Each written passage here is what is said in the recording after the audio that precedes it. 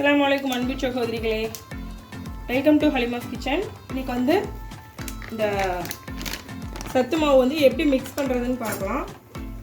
இது வந்து குழந்தைங்களுக்குலாம் வந்து நல்லா இருக்குங்க. ஃபஸ்ட்டு எனக்கு இது தெரியாமல் நான் வந்து யாருக்காவது கொடுத்துருவேன். இப்போ வந்து ஒரு வாட்டி ட்ரை பண்ணி பார்க்கும்போது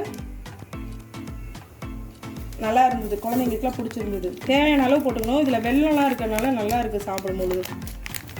ஃபஸ்ட்டு கொஞ்சமாக ட்ரை பண்ணுங்கள். வெல்லம் இருக்கனால நல்லாயிருக்கும். இது வந்து வெதுன்னு தண்ணி அல்லது பால் ஏதாவது மிக்ஸ் பண்ணிக்கணும். பாருங்கள் வெதுன்னு தண்ணி, அதாவது ரொம்ப கொதிக்கக்கூடாது, ஆனால் சூடு பண்ணிக்கணும். தண்ணியை போட்டு நல்லா மிக்ஸ் பண்ணிவிட்டு,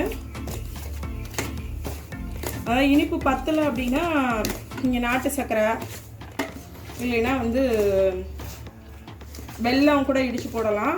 இதுலேயே ஆனால் நல்லா இனிப்பு இருக்குது. குழந்தைங்களுக்கு செய்கிறனால நான் இன்னும் கொஞ்சம் இனிப்பு போடுவேன். இது காலையில் பிள்ளைங்க சாப்பிடலைன்னா கூட கவலைப்பட தேவையில்லை. இது ஒரு 2 பால் சாப்பிட்டுட்டு போயிட்டாங்கன்னா கூட நல்லா வந்து உங்களுக்கு ஃபில்லிங்காக இருக்கும். ஏன்னா ராகிலாம் இருக்குல்ல. பாருங்க, கொஞ்சம் கொஞ்சமாக தண்ணி மிக்ஸ் பண்ணுங்க, ஒரே டைமில் மிக்ஸ் பண்ணாதீங்க. இந்த அளவுக்கு மிக்ஸ் பண்ணிவிட்டு இனி அடுத்தது நம்ம வந்து இதில் அப்படி பிடிக்கிற கன்சிஸ்டன்சி வரணும்.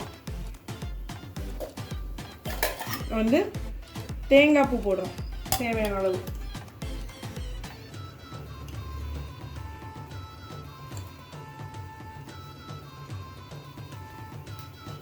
அப்புறம் அதில் ஏற்கனவே வெல்லம் இருக்கனால நம்ம வந்து சர்க்கரை போடுறோம். பாருங்க, இந்த அளவு போட்டாலே போதும். இதுங்க நான் மிக்ஸ் பண்ணிவிட்டு உங்களுக்கு காட்டுறேன். பாருங்கள், இனிப்பு கொஞ்சம் பத்தலை, அதனால் இன்னும் கொஞ்சம் சர்க்கரை போடுறேன். நாட்டு சர்க்கரை போட்டால் கூட நல்லாயிருக்கும், டேஸ்ட்டாக இருக்கும். இல்லை வெல்லம் வந்து நம்ம இடித்து போட்டால் கூட நல்லாயிருக்கும். இதில் ஃப்ளேவருக்கெல்லாம் எதுவும் தனியாக போட தேவையில்லை. வேணால் நெய் வேணால் கொஞ்சம் ஊற்றிக்கலாம். ரொம்ப ஊற்றினா நல்லா இருக்காது, கொஞ்சம் லைட்டாக ஊற்றிக்கலாம். சரி, இந்த மாதிரி பண்ணிவிட்டு மிக்ஸ் பண்ணிவிட்டு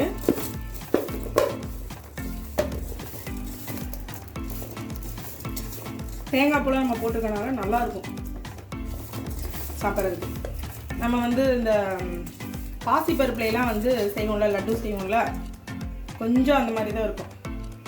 இந்த மாதிரி நம்ம நெய் தொட்டுட்டு கையில் மாதிரி